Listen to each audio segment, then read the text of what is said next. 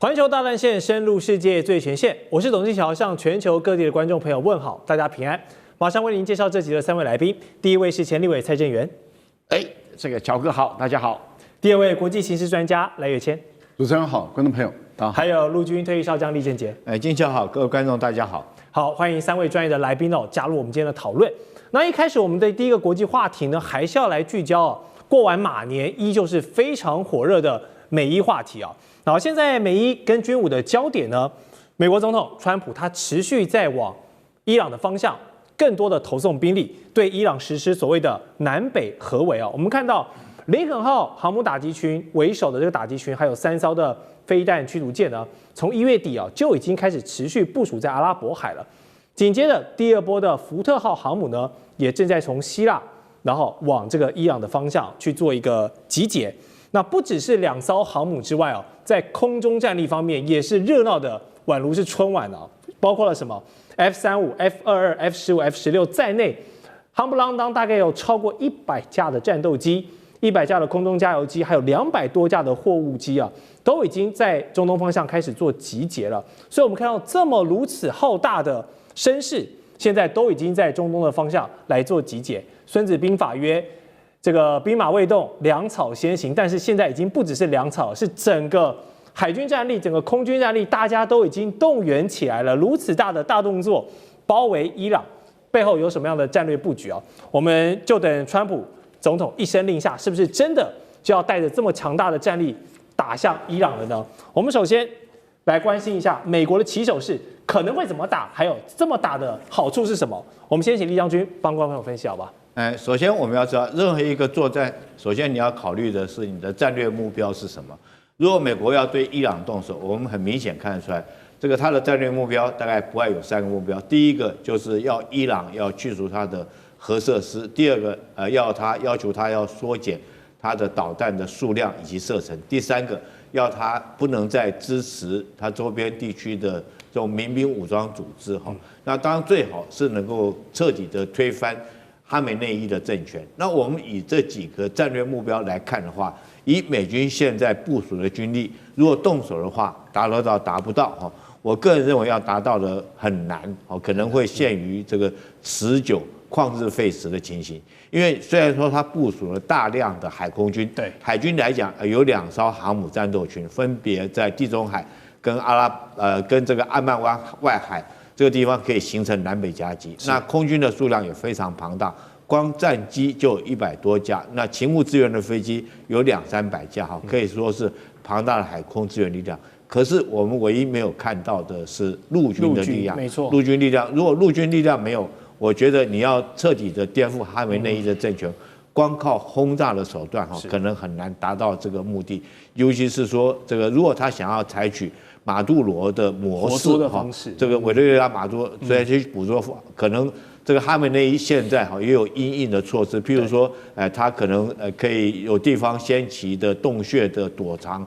或者是分散的部署，或者是情报的遮蔽跟保护，这是第一个。所以我认为说是美国要动手来讲的话，可能不是如他所望的，光靠海空军就能够颠覆得了哈梅内伊的政权。第二个，当然有人的说法是说，可能会不会先小打再大打我觉得这是不可能的事情。可有人会说，我先小打，看可不可以用武力折服这个伊朗。这句话是谁讲的呢？我觉得是川普所讲的。他前2天讲了一句话，他很纳闷为什么集结了这么庞大的兵力，然后伊朗还没有要投降？这很明显，他就想要借着兵力折服这个伊朗投降。但是伊朗看得出来，如果到现在这个样子，没有要这个示弱的话，可能后续你除非真打，不然的话他是很难示弱的。那先小打再大打，我觉得是根本就不可能的，因为任何一个作战讲究的是事显节短。一定是这个很短的时间之内，然后集结大批的兵力，用狮子搏兔的力量，一举这样彻底的这种，不管是心理上面的防御，或者是军事上面的力量，彻底的将它击毁。如果你一击没办法击中的话，第2次、第3次，那当然这个日久之后就容易生变所以说《孙子兵法》有讲一句话：未独巧之久矣。你虽然说很巧妙，但是你拖很久，对你是不利的。所以我认为这一次这个美国对伊朗来讲，但是有一个变数是美国总统川普在前2天他因为关税的事情被这个大法官打脸，对6-3的比数嘛，那大法官说他关税这一部分来讲是违反这个宪法的规定，没错，违宪。那你要知道，以川普的个性，他会不会说这个为了扳回在国内的颜面哈，这个冒险的用兵哈，这个就是我就是要挽回一个颜面啊，可能他在国内里面是挽救他在国内。因为这次关税被大法官打脸，这个声望的低落，趁着一次的这种军事行动挽回这个颜面，这个是不可预期的变数了。当然，可是我是认为说，就算是你川普这样做的话，也犯了很大一个错误。我们《孙子兵法》也有讲一句话，叫做这个将不可怒而用兵哈。这个你如果说因为你个人的情绪，你贸然用兵的话。这绝对是兵家大忌。当然，后续我们有在观察，26号这个双方来讲还会在日内瓦再做最后一轮的谈判。对，那这次谈判，那这个伊朗愿不愿意在这方面做一些退让，来换取和平？或者是说，美国川普会不会这个实施一次所谓导弹的攻击，战斧行虚拟导弹或干嘛？利用打完一次，你知道川普他的赢学就这样，所以他不见得要获得最后的战略目标，但是他只要有一次的攻击或轰炸之后，他就可以宣说，他打赢了，打了胜仗，然后就这个后续来讲就可以有一个台阶可以下来。但是用这种方式，我觉得如果没有达到你战略上的目标，你只是一次军事的行动，只是突然的浪费这个兵力而已，然后达不到任何的效果，那可能结果，我认为说最后的结果会不会跟去年6月份一样？去年6月份。那是美国跟以色列的战争，虽然说这个伊朗跟以色列的战争，虽然说美国后来有加入所谓5月之锤的行动，可是我们看到总共12天，双方就互相收兵了，鸣金收兵，互相收场，代表说这场仗打不下去。那这一次的行动会不会重蹈去年的情形？然后打了一场仗之后，然后双方就开始收兵，互相给个台阶，就大家就下来了。我觉得极可能的发展是比照去年6月份那种模式。好，谢谢厉将军的分析哦，确实啊，川普总统的很多动作，包含伊朗的回应呢，真的是可以靠《孙子兵法》里面很多的这个兵法讲解哦，来套用到这个环境里面。不过就在美国的航母调动之际呢，我们却观察到了闹出了一个笑话破口，是什么破口呢？竟然出现在了福特号航母的厕所上。因为根据美国这个公共广播电视台的报道啊，说这个福特号的厕所是采用真空收集、储存跟运输的一个系统出现了故障。那疑似是当年的设计啊，管线太狭窄了，加上官兵们长期的高强度使用，导致这个堵塞的情况很频传。大家不要小看这个马桶不通这件事情哦，厕所不能用这件事情哦，算是这个后勤上面的一级警报。所以官兵如果都不能上厕所，你还怎么来进行远洋作战？都说嘛，人有3急啊，大家都需要如厕。那现在船舰这个排污系统虽然跟大家看到火力这种挂钩的飞弹大炮好像没有直接的关系，但是从侧面反映出了美国的后勤啊、战备啊闹了一个大乌龙啊。虽然听起来有点搞笑，但是委员你认为这个 toilet 的问题是不是可大可小？真的是很搞笑的问题啊！以前我们看过所有的文献啦，船舰上最容易出问题的是空调系统。空调，第一次听到马桶出问题，这是很罕见的事情啊。那我们就要去追查它发生什么原因哈。因为在传统的航空母舰的这些马桶系统的设计哈，它是分区设计的，它是一个区块一个区块的。各自独立的马桶系统的，但因为福特号在设计的时候，觉得它更进步一点。对，因为分区设计的马桶系统有什么问题呢？第一个，它设备重叠度很高，第二个，因为设备重叠度很高，它占的空间就比较大啊。是，那它福特号想说，尼米兹号空间占那么大，我把它用统一系统来做处理的话，那设备减少了。空间减少，我会腾出很多空间来做武器或别的来使用。这是福特号设计的概念。是你这样想，其实也没错。对，而且统一的集中式的处理啦，它水比较省。是比较省。好，优点讲完了，我们讲缺点。从2022年就发现了，因为它为了要流速快，所以它管线变得比较小。是，整个是全船网路化，把马桶网路化。那哪里阻塞你不一定知道，对就有一个地方阻塞呢，经常会造成全船大部分的地方都阻塞，是啊，大部分地方阻塞。那以前分区在设计，它基本上是比较靠机械化的。它有什么特点呢？这里坏了啊，就修这里就好了啊，或者这里坏了，你可以到别的地方上厕所啊。就现在是整船同一个系统，坏的话大家都没得上厕所，所以这个是有个搞笑。一个好的设计哲学，再加上它有一个航空母舰，它忘了一个特性。航空母舰虽然舰上有4-5千人，但是大部分来自不同的单位，对啊，有的来自于炮兵单位，有来自飞弹单位，有来自还这个什么飞行员单位啊，这个还有各式各样的什么参谋单位，因为在各单位每个人的生活习性都不一样，那生活习性不一样哈，经常造成他们对厕所的需要事实上是不同啊，很少人以为人类对厕所的需要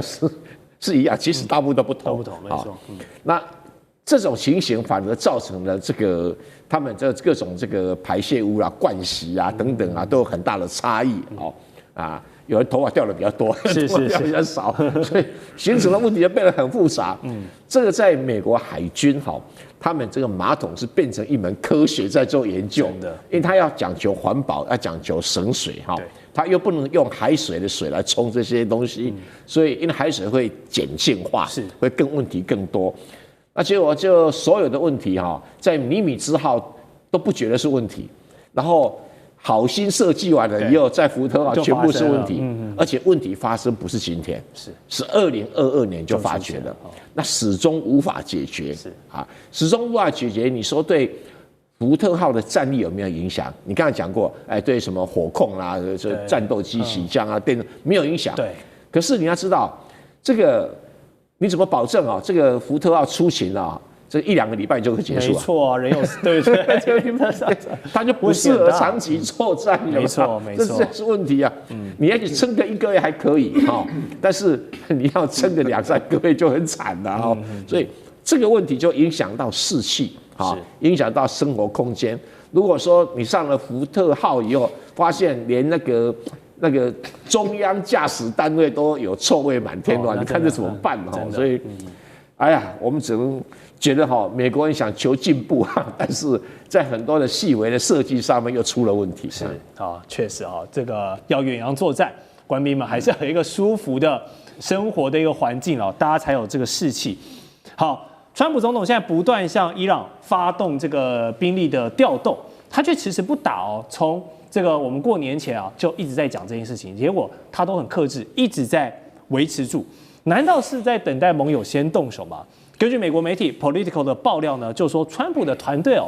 他们其实私下有在考虑一个政治的考量，就是让以色列先去对伊朗发动攻击，然后等到伊朗大规模的报复之后呢，是不是有点像去年的剧本？然后美国再以一个正义之师帮助盟友的角色跳出来，然后大打伊朗，然后维持一个区域安全的姿态哇，这个剧本真是高借刀杀人的感觉还让以色列做了炮灰。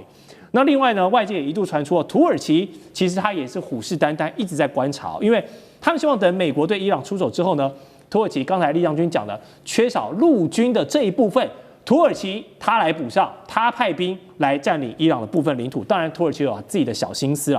但随后呢，这样的说法就被土耳其的总统府给驳斥这样的传闻了。好，我们观察到美伊因为核武的矛盾而起，但是以色列、土耳其这些周边地区的国家也都有各自的盘算跟想法。好，这背后一定是有很多的千丝万缕的关系。但是我们请赖老师是不是可以用这个帮观众朋友深入浅出的方式来点评，为什么美伊的东西其实可以扩张到其实土耳其跟以色列也都在里面扮演重要的角色？先谈土耳其好土耳其的可能性最低，很明显的是，美国故意放出这些讯号，要挑拨土耳其跟伊朗之间的关系。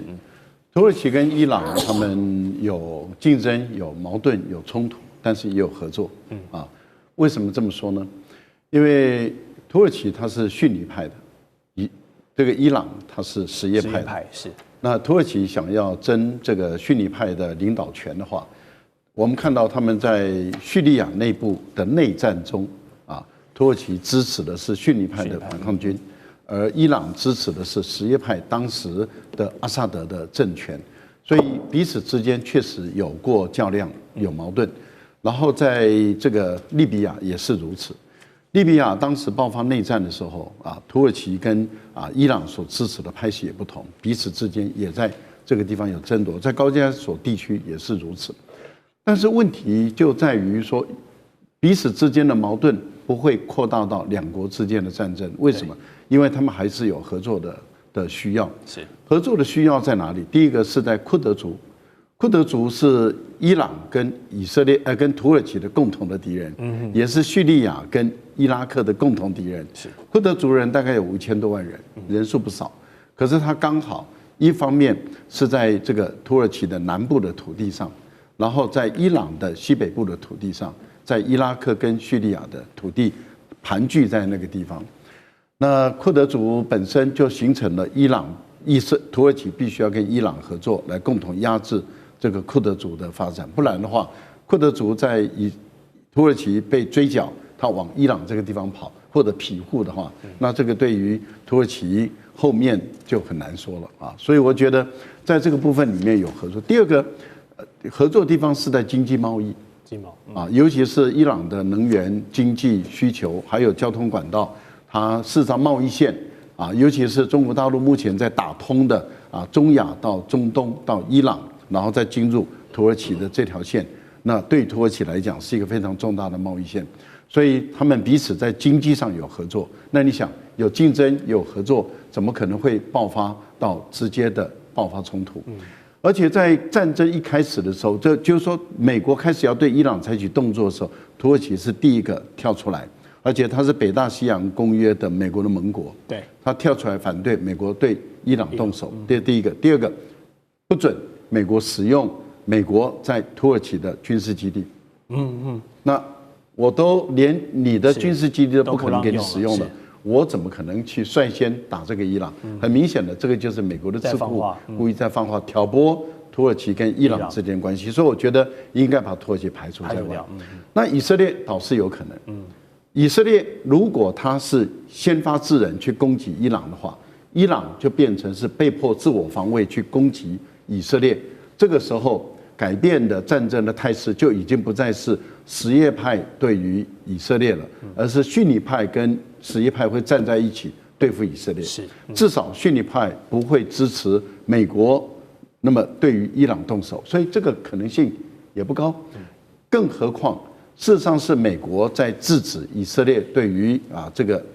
伊朗动手，怎么会变成是伊朗对于以色列对伊朗动手？因为以色列的内塔尼亚胡是一直想对伊朗动手，没错，是美国川普一直不让他动手，所以你可以看到这样的一种态势，很明显的就是有人在挑拨中东地区的混乱。那大家在问的是美国为什么到现在不动手？今天26号，那是我们台湾的时间，欧洲大概是在晚上已经到傍晚了。傍晚的时候，他们的谈判正式开始，没错。那川普他维持高压的姿态，事实上是希望采用极限施压的方法，希望说，到时候你伊朗是不是在谈判中你能够让步？那伊朗事实上他也摆明他愿意让步了，也就是说他在核武这个部分、浓缩铀这个部分，他愿意稀释，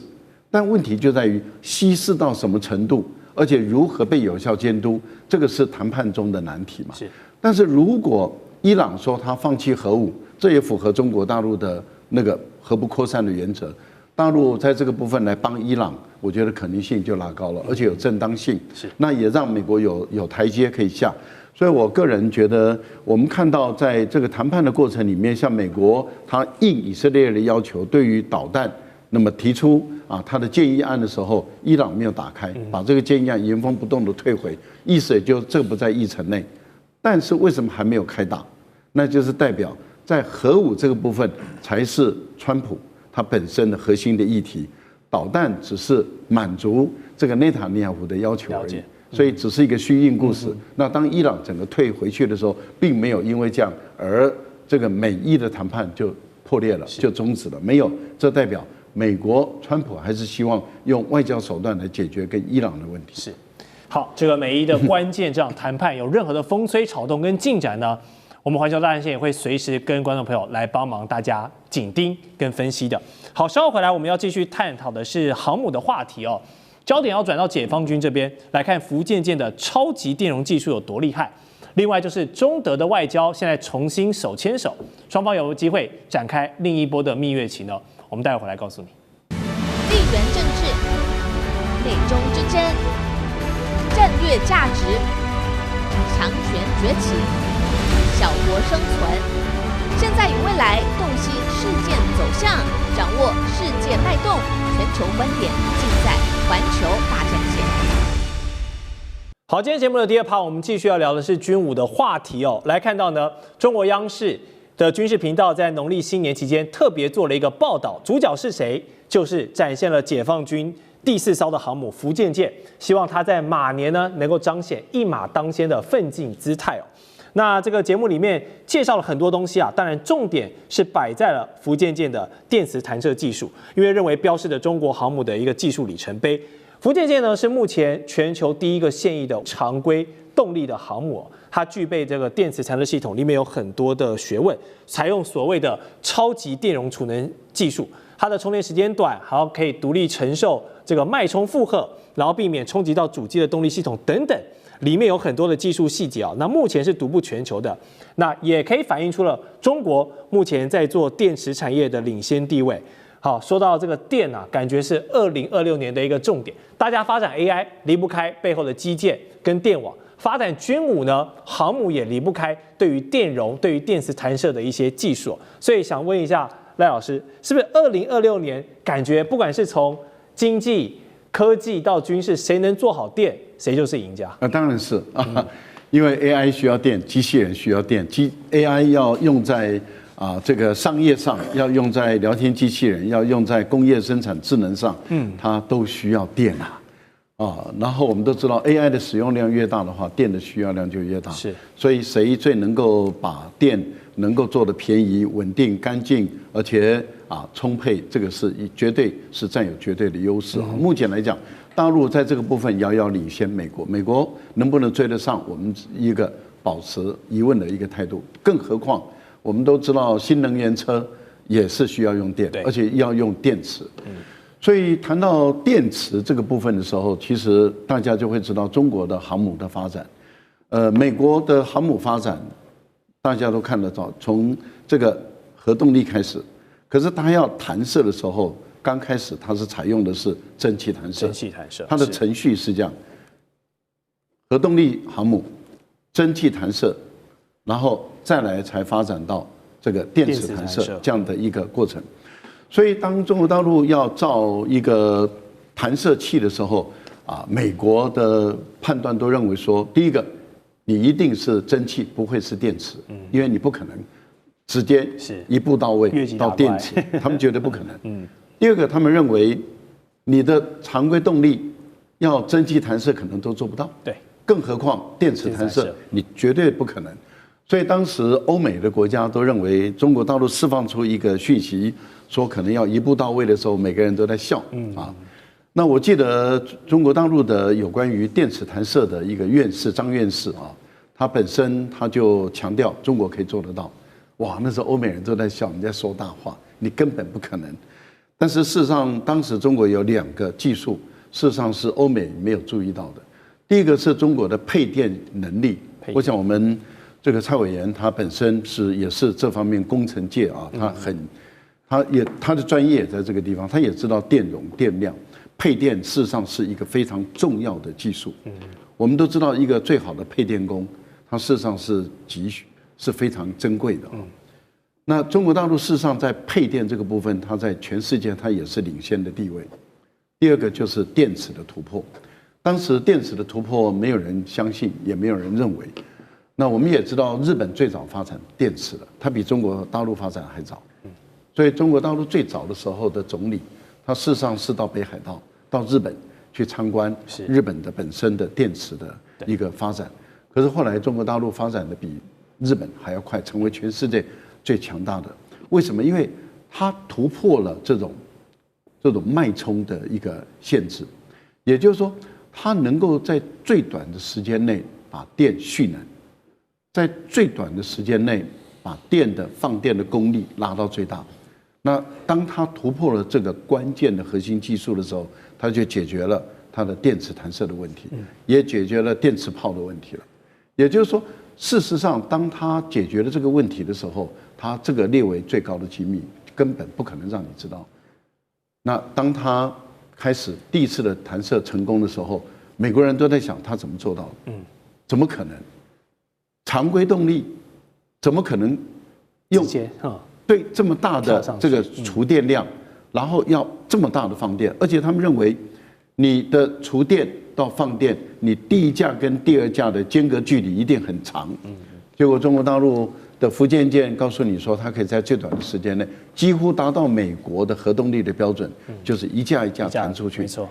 那在这个情形下的时候，就证明了中国大陆的这个部分里面，事实上它是领先的地位。那这个可以用在哪里呢？它现在是军规，成本高嘛。可是，一旦它降规一点，用在商务上，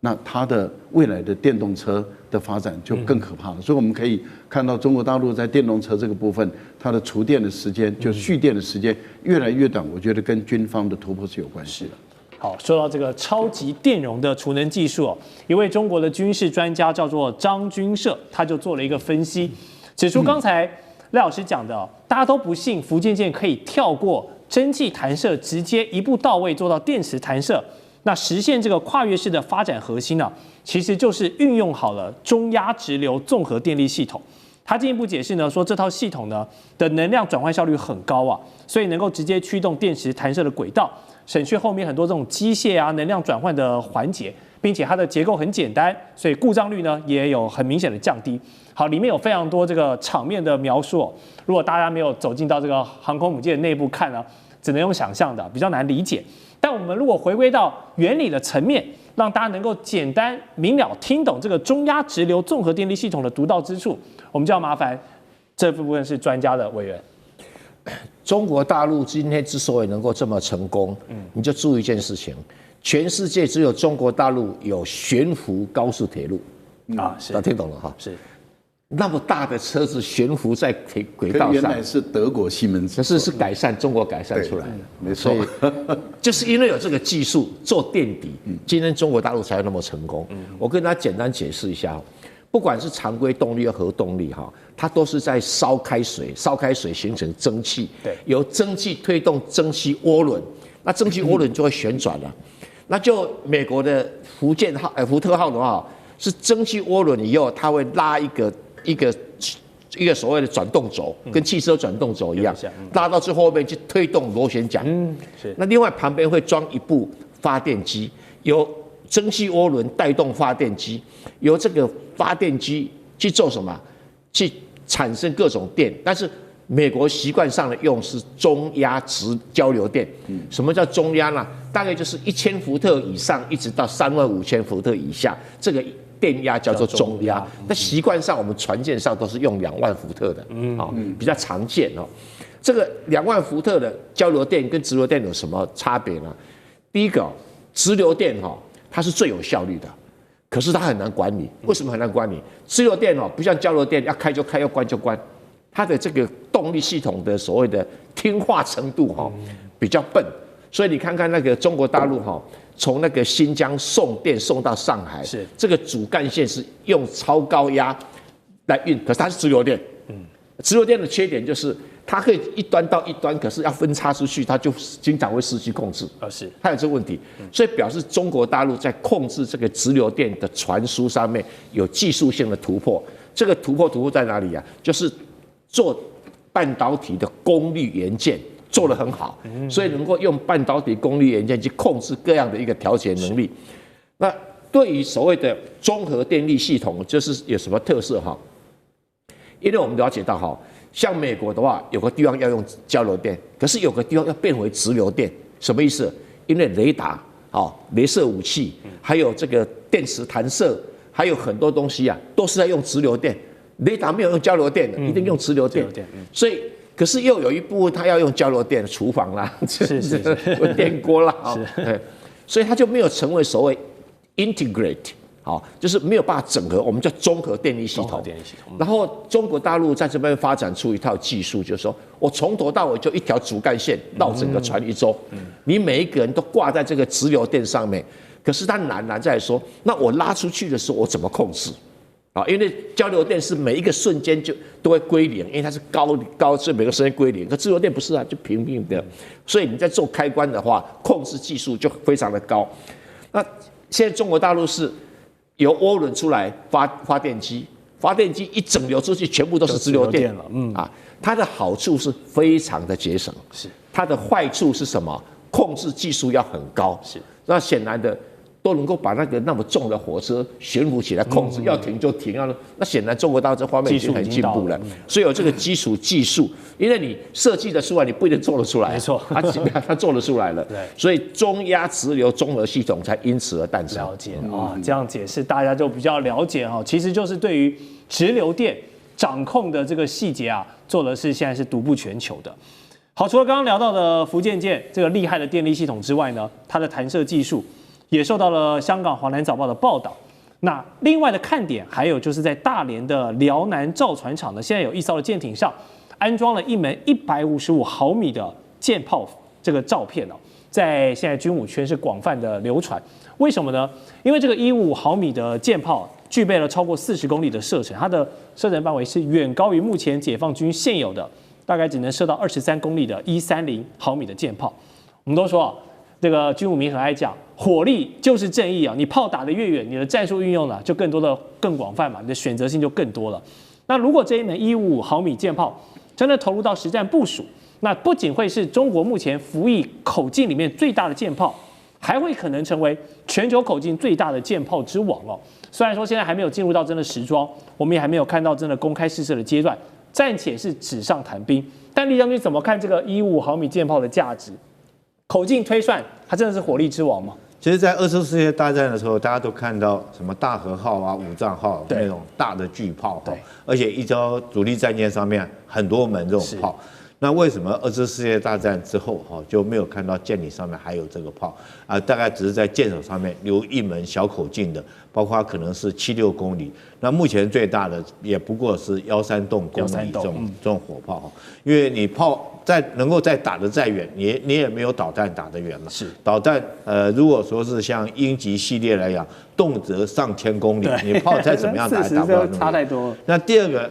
为什么还要军舰上面还要留有炮它主要是执行2种任务，第一个是做暗轰的射击如果我要登陆作战，用火炮来支援这个2栖陆战队的登陆作战。第二个，如果说对一般的这种目标来讲的话，其实上你用舰炮就够了，不要浪费到用导弹。导弹一枚都数百万美金，那成本问题。其实最大的155毫米，美军有做出来过，它装在哪一艘军舰上面呢？朱姆瓦特那艘军舰上面，但是那枚炮弹它总共装了2枚，它那时候也是准备做暗轰的，所以设计了两门这种炮。那每一门的造价，一枚炮弹你知道多少钱吗？100万美金非常的贵。可是它的射程听说可以到达这个100公里那么远，可以射100。当然你100公里再怎么远，也没有导弹打得远。是。它主要是说暗轰射击。可是后来他们美军发现说不实际，也不务实，他把这2门炮都拆掉。在大概去年的时候，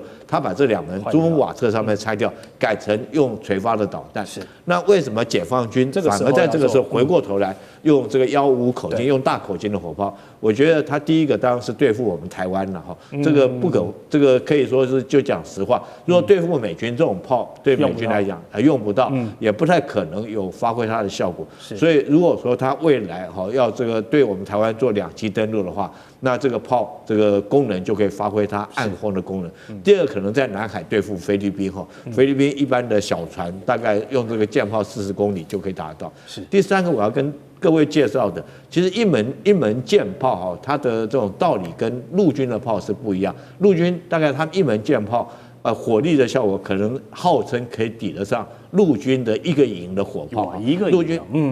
陆军一个营的火炮有12门哈，大概12门，但是你射击的速度或干什么是不一样的。但是舰炮来讲的话，它可以射速非常快，而且它非常的准。为什么它很准呢？因为你知道船在这个海上面它是有波浪，摇头起伏，它必须整门炮的设计很稳定，然后它是直射炮，直射的。我这边讲一个这个给各位一个科普一个常识哈。我们如果坐南回铁路的话，在台湾你经过枋寮到枋山有一站哈，你会发现有一个隧道叫做嘉禾掩体哈，掩体那 OK 遮体，它叫遮体，它不是过山洞，它就在上面，就在南回铁路上面盖一个遮体，盖了一个遮蔽物这样，遮蔽物盖一个像隧道一样在上面，那很多人经过的时候会觉得很奇怪，哎，为什么这个又不是经过隧道，为什么在铁路上面要盖这个？我跟各位讲为什么？因为以前那是舰炮暗轰的目标，就是船从海上面往路上面的目标去打，会经过南回铁路的上空。那为了防止这炮弹这个掉到铁路上面，然后所以在上面盖一个遮体，以避免误击铁路。但真的有用吗？如果以逻辑性来讲，为什么那时代要这样做呢？因为船它会上下颠簸，那你那个炮的炮口，如果说是你在射击那一刹那，你原来的角度这个因为波浪颠簸的话，你可能就这个角度射击的角度就不对，就可能打到铁路上，那就不得了。那如果说在台湾的观众以后有机会到这垦丁坐火车经过这个枋山的时候，你看到有一个遮体，原来还有这个故事。那个遮体是原来我们海军这个舰炮暗轰路上的一个目标区飞经过的地方，这就是舰炮跟陆军的陆炮不一样。但是我认为说是这个现在很特殊的是这门舰炮，你看它装在哪里？我看好像是装在2栖登陆舰上面哈，那就代表说是要实施暗轰。了解。好，谢谢将军的分析。那我们下一回来呢，还有中德的外交话题。现在北京积极在做拉欧制美的这一招管不管用？还有 AI 晶片大战各种的政策跟战略布局的分析，稍后回来。地缘政治、美中之争、战略价值、强权崛起、小国生存，现在与未来洞悉事件走向，掌握世界脉动，全球观点尽在环球大战线。好，再回到环球大战线的节目现场。好，农历春节的连假过完了，观众朋友能想到呢，年后第一个亲自飞到中国大陆，然后寻求商机、开拓合作，顺便拜个晚年的国家领袖，会是德国总理梅尔茨吗？说起德国这个第一大的欧洲经济体啊，他一直扮演欧盟的经济火车头。然而近年来呢，他们喊出去风险的口号，要降低对华依赖，这一招啊，可把这个德国企业给拖累惨了。2025年。德国跟中国的贸易逆差已经高达近900亿欧元了，而且年增率是超过33%的。所以一句话概括呢，就是中国货进了去德国，但是德国货呢却出不来。那梅尔茨作为国家领袖，他当然是心知肚明啊，所以去中国化这条路继续走下去的话，是越走越窄，是一条死路，行不通。所以这一次呢，就带着大概有30家的德国企业哦，一起制作中国的随行团，一起访问，来增进感情。我们来看看有哪些公司哦，包含大家很熟悉的这个车界三巨头 BBA、Benz、BMW 跟奥迪哦，都在这一次的名单里面。然后当然还有很多啦，像是拜耳、西门子，都是中国老百姓耳熟能详。过往跟中国民间非常紧密的这些德国企业，好，我们看到现在德国在对华策略上做出了一个发夹弯的一个政策转向。那赖老师认为，马年刚到嘛，那年也拜了，中德关系能不能马上好转？马上的回转的可能性并不高啊，因为以目前我们看到梅尔茨到中国大陆去访问的时候啊，大陆给他的规格，事实上是属于肖尔兹的规格，肖尔兹有2次的规格。第一次的规格是2022年吧，2022年，他到中国大陆去访问，第一次访问的时候，中国大陆的领导人接待他是在人民大会堂福建厅来接待他，但是后来他把中德的关系搞坏了嘛，对，那第2次2024年再去的时候，就是在钓鱼台国宾馆，这个地方来接待他，规格就下降了。现在梅尔茨到中国大陆来访问的时候，规格也是下降的，也就是在钓鱼台的国宾馆来接待他，而不是在人民大会堂的福建厅来接待他，而是由这个李强来接待嘛。好，那我们同样看到是总理级的啊，例如说卡尼，加拿大的总理卡尼，他就在人民大会堂跟习近平见面的。还有英国的首相也是总理级的嘛，也是在人民大会堂接待。对，那就代表什么呢？就代表说这个有别啊，就是德国、英国跟这个加拿大是有别的。那为什么？对，门槛有别，为什么有别？一个是因为卡尼跟这个英国的首相要去中国之前的时候啊，没有再摆出一个姿态，是啊，摆出一个教师爷的姿态，然后对中国大陆的事情指指点点。但是默茨不是哦，默茨的姿态摆得很高啊，说人权的问题要谈，南海的问题要谈，台海的问题要谈。好，这个都是我哪边讨厌你吃哪边，那可以啊。你来的时候，你可以看到它的规格就降等了啊，所以在钓鱼台的规格，这代表什么？代表中德的关系没有大突破。是，那为什么没有大突破？那因此习近平提出了3个希望，3个希望，那就看你做得到做不到。你如果正面的回应有做到，满足中国大陆的3个希望，那我觉得中德的关系才会慢慢的一步一步的好转。是，那这要看你德国政府的努力，而不是中国政府的努力。为什么？因为中国没有主动要跟德国的关系搞坏。是你德国2届政府主动的把中国的关系搞坏。为什么？梅克尔下台之后，德国的政府就是主动的搞坏跟中国的关系嘛。因为当时德国的政府完全转向美国，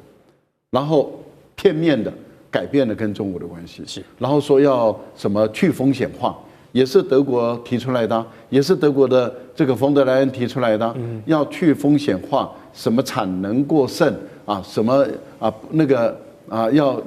那个不再依赖中国。这次梅尔兹还说要降低依赖中国，这也是提出来的。在联合新闻公报里面还是同样的在提这句话。中国说我关注到了，你德国也说你关注到了。好，我关注到你的，你关注到我的，那我们各说各话嘛。这代表什么？各有分歧还是在？还是有些分歧。那我们要问一个问题啦，你说 BBA 卖不动，那是谁的错？是你的错，不是我的错啊！你为什么卖不动？本来中国有很多的大汽车厂，它是跟德国的Benz是合作的，合作做电动车的，而且当时的股份是各50%，哎，中国没有占你便宜，哎，是谁撤资的？是德国撤资。你自己撤资，后来你的电动车自己发展不起来，中国发展起来了，你来怪中国，那不是笑死人的事。那更何况当中国大陆的电便宜又方便，而且这个充电站又到处都是的时候，电动车在中国形成一个风潮的时候，你还在燃气燃油，那谁会买你的车嘛？所以我觉得是德国自己不行，还怪别人，这是第一个，不太像德国人啊。所以我觉得从梅克尔之后的德国人都不像德国人，这第一个。第二个，我再讲一个简单的西门子好了，你说你做 ScanNet 就是做这个核磁共振的这种断层扫描，你本来几乎垄断世界嘛，所以我们在台湾做一个核共振的检查都要6、7万了，可是中国大陆也做出来了，而且它便宜得不得了，所以在大陆的民众做核磁共振很便宜，在台湾的是贵的不得了，大陆顶多1万多块台币，台湾要6、7万台，差6、7倍哦，差6、7倍。那大陆的民众就比台湾人更有福啊，因为他们可以去检查有没有这个癌症的可能性。那你想，台湾引用的不是大陆的货，而我们进的是西门子的货，你当然贵嘛。可是你贵，你当然卖不动，人家卖得动，你还怪别人。我是觉得德国人有时候要长眼啊，自己要知道，你已经不再是老师了，你是学生了。是，了解。好，这赖老师刚我们很精辟的分析哦，透过之前卡尼跟施凯尔造访的时候，中国大陆是以人民大会堂来接待，跟这一次施凯尔他还是保持了他那个德国骨子里的那副傲骨哈，但是呢就要这个比较降阶了。但无论如何，总之也是在川普政权造成全球的混乱之下，大家还是要跟中国做更多的密切关系。所以现在北京祭出了拉欧制美这个外交的拆解，那瞄准的第一口呢，除了是英国之外呢，还有就是德国欧洲的这个经济核心体啊，就是德国。那我们看到习近平主席他就在访问期间，他有强调说，世界正经历自2战结束以来的最深刻改变，那么中德是需要加强战略沟通，增加战略互信的。然后呢，这个 G7 阵营里面哦，才2026年才刚开始，我们就陆续看到了英国、加拿大、德国领袖都开始强化了跟中国的关系。那就连川习会，美国这个对抗中国最大的一个主体，都有可能在4月来促成两国的元首来会面。所以2026年这股访中的趋势，感觉是锐不可挡的，大家都要在做的事情。蔡委员怎么解读？在拜登时代，为什么凭借美国一国之力看起来好像压着中国打？为什么？其实不是美国多强大，因为美国的 GDP 比中国好吧，就算你是这个30兆对20兆吧，也还好嘛哈。是。可是因为它加上了什么？英、加、德、法、澳，是。这主要是这5个国家在战略上对美国依赖太高了。所以这几个国家加起来等于另外一个中国大的一个 GDP 规模，所以跟美国加起来成2个半对1个中国，人多势众，哎，对，人多势众，钱多压，这个气派大，那对中国来讲一直在鼓励这几个国家能够有战略自主，能够走自己的道路，维护自己的利益。可他跟着美国走，偏偏都是服膺于美国的利益。那以前这些国家还没有这种感觉，川普上来关税大仗一打，把他们打醒了。原来我们这几个国家的利益跟你美国利益是不一样的，你会牺牲我们的利益来为了维护你美国的利益，所以纷纷的醒来，他眼光一看，我以前干嘛老是跟着美国来跟中国对杠啊？反正我跟中国合作的机会失去很多的先机比如说刚才我们赖教授有提到宾士跟那个什么比亚迪合作，那个东西合作案失败有个主要原因就是因为美国人说你们合作电动汽车要卖到美国来，必须卖最高档的，低档的我们不给你进口，所以他们就搞了一个叫腾势，是最高档的车子，就贵到没有完全卖不动，即使挂上宾士的牌子也挂不动，那就只好收摊子了。所以比亚迪把它拿回去做比较中低价位的车子，这样才成功的。那我们要问一个问题就更简单啦，那为什么跑到中国来？就是第一个，我这样讲也许不妥当，可事实上，第一个。来跟中国说对不起其实很简单嘛，就是我过去误会你了啦你看这些人还有来谈什么？有来谈新疆棉花吗？有来谈强迫劳动？有谈种族灭绝吗？有在谈什么西藏、什么香港人权吗？通通没有啦。顶多捏的说，那黎智英怎么样？就其他没啦。对，所以这一个整个是一个战略环境的改变，是中国的耐心。加上川普的鲁莽，所以这些人幡然悔悟。那中国也不计较，那加强跟他们合作。当然，合作的程度、内容可能会因地制宜啊。不过你可以看到，英国很开心回去了，对，加拿大更开心回去了，那德国也还算开心回去了，至少跨出第一步对，是这样的。对，一般是蛮开心的，对不对？现在就剩下一个澳洲为了一个达尔文港我看看他内心也蛮纠结，他现在被美国掐着脖子，他们摇晃那中国也不吭声，就很有耐心去对待处理你这个，所以我是觉得今年度为什么要造访中国这么样的热烈原因就是战略转向，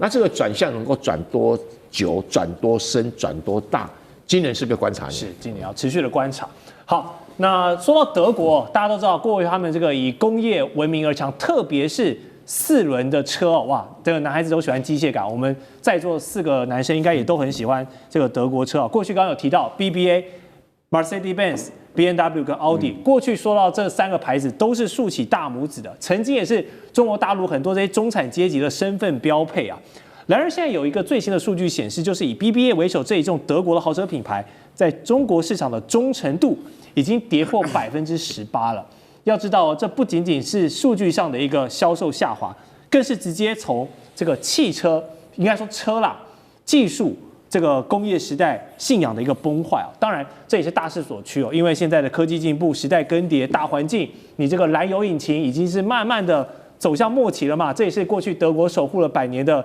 工业皇冠。那强如 BBA 也是难抵现在新能源车、电动化跟智能化这个中国大军、中国车的这个狂潮的进入所以进入到马达加电池的时代，还有智慧座舱，中国车厂既有技术专利权，又有市场话语权。虽然梅尔茨这一次来中国是希望改善双方的关系，但是如果连车的生意都搞不定 ，BBA 还是卖不进去，比亚迪继续在欧洲市场大杀四方的话，这两国的贸易逆差有办法解决吗？我觉得短期之内可能看不到解决哈。我们就以去年2025年中德两国的贸易的一个金额跟大家做一个说明。中国对德国出口的金额是1712亿欧元哈，1712，这个年增4%这么多哈。是，但是反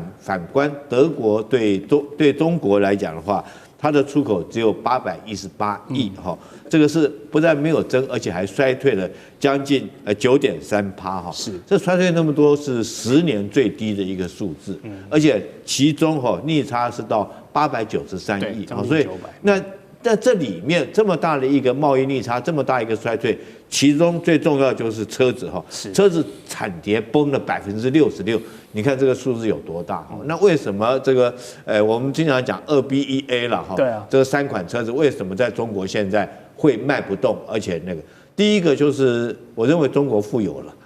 中国有钱了，有钱以后，我有时候有些男生开车啊，不只是男生啊，有些他开什么样的车子是为了彰显他的身份，就像女生她拿那个包包哈，不见得是实用，而是凸显她的身份。对，我挂的是这个爱马仕的，那代表我的身份到那种 label 等级。那现在中国因为有钱了，以前这个还比较，他2B1A 已经可以凸显他的身份了。他现在来讲，有一年哈，我到上海去旅游的时候，我看到那个区哈，里面每一部车子出来都是超跑级的，都是超跑。你看啊，包括意大利的这个什么玛莎拉蒂啦，这个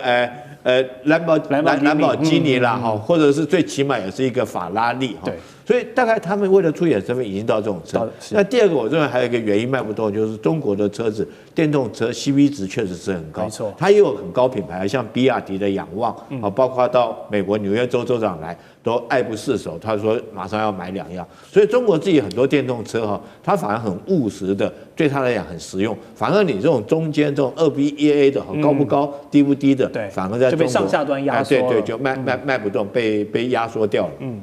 好。真的，这个大家都喜欢车哈，然后看来2026年中国的车还会有继续带给大家很多的惊喜。好，下段节目我们要来看美中的 AI 大战，就是中国大陆的半导体全国产化要杀出欧美包围圈，这个契机出现了没有？那继续跟3位来宾，待会有更多的专业讨论。地缘政治、美中之争、战略价值、强权崛起。小国生存，现在与未来洞悉事件走向，掌握世界脉动，全球观点尽在环球大战线。好，进入到节目最后一段，我们来聊点科技的话题。延续去年2025这个 AI 主轴哦 ，AI 人工智慧依旧是26年的一个非常重要的大战。美中两强持续在这个领域打得火热。那中国为了摆脱美国的 AI 晶片管制，他们是积极推动半导体的全国产化。但是关键呢，就是要做先进制程，因为现在成熟制程，中国大陆已经做得很好了。好，日经新闻就指出，包括了华为、中芯国际，还有华虹半导体等的这些科技的中企哦，他们要全力发展7奈米甚至5奈米的晶片。但是呢，做这些奈米都不是重点，重点是你的良率要做得好。好，那摩根士丹利就预估哦。目前中芯国际的7奈米的良率啊，还是大概只有30%而已啊，所以这不是你做多的问题，你良率不高，你做一片赔一片啊，所以要真的有市场机制啊，还是要良率提升上来。目前可以看得出来，中企要追上现在业界顶尖的三星、台积电，还是有一段落差。但是，一旦中国倾全国之力发展一个领域的话，通常我们都会看到未来呢是有一个正面回报的。那赖老师怎么看？中国晶片产业如果急起直追的话，共产体制的国家在发展半导体，它的优势跟劣势分别是什么？我觉得大陆的工程师跟科学家他们的脑袋是很灵活的我们都可以看到他们在过去朝鲜战争的时代一直到现在，在这么多的被封锁的过程中，甚至很多技术明显的落后的情形下，对他们的科学家跟工程师都可以透过我们中国人的智慧，然后去突破很多的障碍。在过去的战争也发现同样的情况。那现在的科技的一个发展，我觉得大陆现在第一个，他们的工程师跟科学家的受的教育是高的，对，然后基础的理论是非常的扎实。那两岸的中国人都一样的聪明，一样的有智慧，而且一样的努力认真，怎么可能台湾做得到，大陆会做不到？所以大家都知道这只是一个时间的问题而已。是，而台湾是市场机制啊，当时台积电它能够吸纳这么多的优秀的好手进来，那一个是市场机制，可以比台湾的一般的刚好赶上了时代对的时间，然后比一般的工程师的待遇高，所以很多人他就专门的一生只做那一项的技术，那当然他就做出来了。我认为大陆他们“15+5”计划也列为国家的重点产业，不管是 AI 的晶片也好啊，半导体也好。那但是问题就在于大陆跟台湾又不同的地方是，台湾只能够生产制造，但是台湾光刻机做不出来，大陆是连光刻机都要做出来。台湾光刻胶做不出来，大陆连光刻胶都要做出来。所以大陆跟美国跟所有的国家不一样的地方是，它全面化都要自己做出来。我个人认为，当它能够突破7奈米。当初我记得张忠谋还预估说啊，早得很了大陆，但是结果不是早得很，是他突破了。那现在你可以嘲笑说，哎呀，这个良率只有3成了，我们已经7、8成了啊。但是问题就在于，可能你认为啊还要几年的时间，或许更短的时间内，它又突破了。我个人是觉得。对中国大陆的估计，我们都很难说是几年内。但是如果我们就“14+5”计划的角度来看的话，他们说5年内完成了他们当初的规划，而当他们缴成绩单的时候，就都缴出来了。所以我个人认为，当他们定了“15+5”计划的时候，以他们过去的潜力，我们可以推断得出，它“15+5”绝对会如期完成。那您说这个奈米的问题？半导体的问题，有人估计5年内，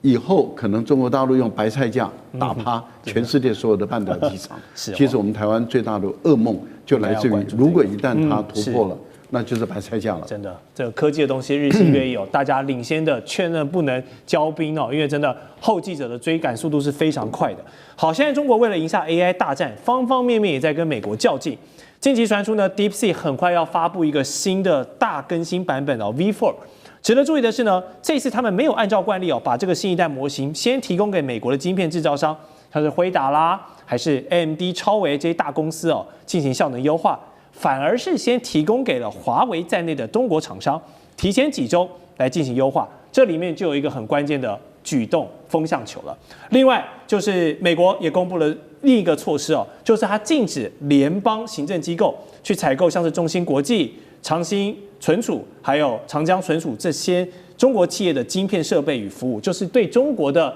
高科技产业进一步的做限缩。好，从这个科技巨头的对抗，然后到政府采购，都是要继续抵制中国。中美关税战，我们看到目前暂时停火，因为高等法院这个违宪的关系。但是 AI 的布局，两边还是继续暗潮涌动。2026年这一回合，蔡委员觉得哪一边的胜率比较高？两边都胜利，没有输家，没有输家，而且输的是第3名，以后会输光光。就是像2个武林高手打到最后，旁边人都已经打不下去了，只剩下他们两个。而这2个谁打不死谁？问题有好玩在这里哈，因为 AI 是一个产业哈，这个产业顶端呢就是大语言模型，对啊，再来是边缘 AI， 就是我们叫的 Edge AI 啊，比如说汽车啦、手机啊这种小型的 AI 哦。然后接下来就是它晶片制造，是制造跟设计。对，那台湾晶片设计还好啦，但是比如联发科也不错了。对，但是制造它独步全球啊，所以我们站到一点边。对，那再下来就是应用软体了。那我们台湾基本应用软体是比较逊一些，是比较弱一点。就现在因为大语言模型的发展，美国很多以前的软体业者现在被打趴了。没错，因为他们发现说，我不需要买这些软体啊，我用 AI 自己帮我找软体出来了。是，所以这个新时代的一个改变哦，日本很多做软体的，印度做软体的，哇，都完蛋。欧洲做软体的，现在一片哀嚎啊。那现在有大语言模型的，只有中国跟美国有，其他没有啦。啊，中国你 DeepSeek 也好，阿里巴巴千问也好，或者因为起步早。而刚才那个谁，那个赖教授讲对啊，中国的财经官员很早就看到这样的一个机会，那反正不管成败如何，先押宝再说啦。所以终于押出一条路线，中国的工程师也很争气。所以严格上来讲，刚才那个赖教授讲说，两岸中国人都很聪明，我应该加上一个三岸中国人都很聪明，因为矽谷几乎都中国人。OK， 可以。这一波印度人没有跟上，日本人也没有跟上，但韩国也没有跟上，但是他跟上了记忆体，对，跟上记忆体了哈。所以最后你会发现到哈，只剩下2个国家哈，拔剑四顾心茫茫。谁也杀不了谁，而且这会变成2套系统在全世界对抗，不叫内卷，叫外卷。但2个国家外卷的越厉害的话，其他国家就看要加入哪一派了。一个武当派，一个少林派，不是只能当副手。OK， 好，这个说啊 ，AI 井喷的时代真的是一个关键角色。刚蔡委员跟我们提到很多，从这个大语言，然后到软体，到周边各种。那台湾的角色呢？我们在代工这一块，算是目前有台积电，还有很多像力积电等等哦，我们有抓住一个大头。那无论是现在挖矿的，还是卖铲子，都离不开台积电的晶圆代工嘛。那想当然尔，在美中这个角力之下，台积电也会是一个重点。所以根据《纽约时报》报道，川普在去年上任的时候，他就有跟黄仁勋这位 CEO 说过呢。说他在跟习近平一谈到台湾议题的时候，会感觉到对方的呼吸变得急促起来，这让他感觉不太妙。因此，他要求黄仁勋呢要想办法把这个晶片的供应链移回到美国本土来生产。就是因为川普认为呢，这些全球的高端晶片生产地如果都重压在台湾这一处，那风险真的是太高了。之后我们也陆续看到了，不管是对等关税啦、台积电加码在美设厂啦，还是经贸投资牵动军事采购等等，这一连串操作。目的呢，就是台积电切割到更多去美国，切越多越好，这就是川普最终的目的。所以预计4月份可能会登场的川习会，将军，你觉得这个不管是晶片战略还是台海议题啊，一个绕不开的谈判主题就是台积电吗？当然就是台积电了。其实这个是 AI 算力哈，代表国家的战力哈。那其实，在川普1.0的时候，他就已经知道了哈。但是在拜登时代的时候，拜登还比较老实一点，他是希望扶持自己美国的这种 Intel 产业哈，所以他投资了500亿美元啊，通过一个法案叫做这晶片科学法哈，希望借着500亿美元来提振这个美国自己的晶片产业。但是没想到哈，这个做了多少年之后，后来还是失败了，因为美国第一个它的制程它没有办法达到先进的制程，第二个它的成本过高哈。所以美国有很多的企业来讲的话，他是不愿意买美国自己生产的晶片。对，所以在这种状况下，当这个川普2.0版出来的时候，他就用抢的方式，硬把台湾的台积电抢到美国去，因为他认为说，一旦如果说台海之间发生危机的话，那晶片代表国家的战力，所以他就用硬抢的方式。那鲁特尼特也特别讲他希望有40%的晶片在美国生产。可是美国可不可以做得到呢？我觉得晶片是一个技术。